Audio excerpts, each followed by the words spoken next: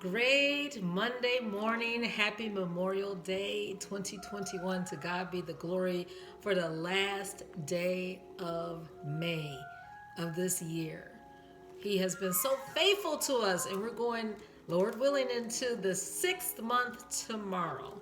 But while we have today, we will glorify him, for this is the day which he hath made. We will rejoice greatly and be glad. We are in the 2nd chapter of Chronicles, and this has something to do with what I heard yesterday from my pastor. She preached on Hebrews 13:5, where it says, let your conversation be without covetousness, but be content with what you have, for the Lord promises that he would never leave us nor forsake us. And we can boldly say that he is our helper. Listen, we know in the first part of Chronicles, it goes through the genealogy, and it talks about how this person begat these sons and a few daughters here and there. And the Lord had me think about how sometimes we think about what we would have had or what we thought we were going to have as far as a family makeup. And you're like, what are you talking about, Michelle? Well, I don't know if you all remember a game that we used to play. I know in grammar school I used to do this, where you would make a big square, and then you would have like the names of, I don't know, maybe 4 guys: Tom, Jerry, Mikey, Eric, okay? And then you would have in the square the age of when you wanted to get married. So say if you put 25, and then you would put, oh man, this is bringing back stuff, memories in my mind. I haven't thought about this all this time. And then you would write down like maybe 4 occupations, and then places you want to live, and something else. And then you would count around the square, and it would be like, oh, rich, poor, millionaire, billionaire. At the top, I believe, it was called like fortune. And I'm like, wow, now that I'm looking at this, was this kind of like a fortune-telling game?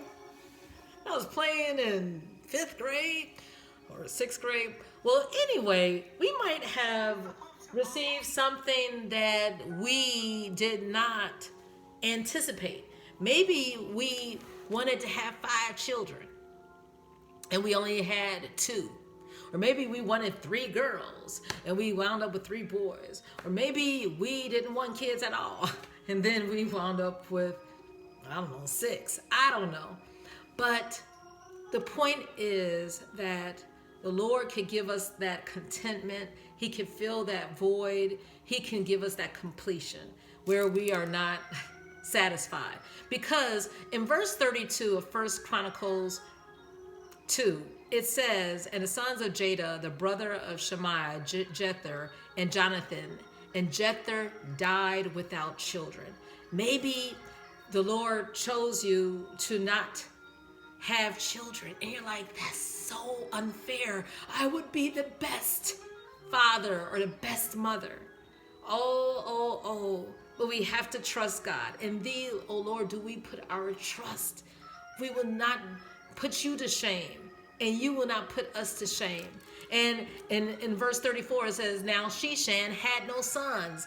Maybe you're a girl dad times 4. And you're like, what? I'm so athletic.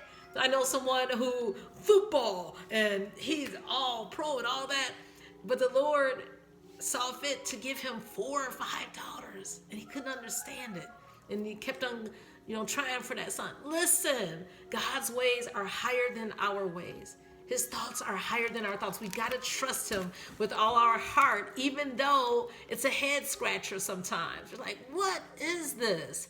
Yes. So again, we have to look to our Lord and know that he has the end in mind from our beginning, and vice versa. Oh, how great is thy goodness, which thou hast laid up for them that fear thee, which thou hast wrought for them that trust in thee before the sons of men, the daughters of men. That's Psalms 31:19.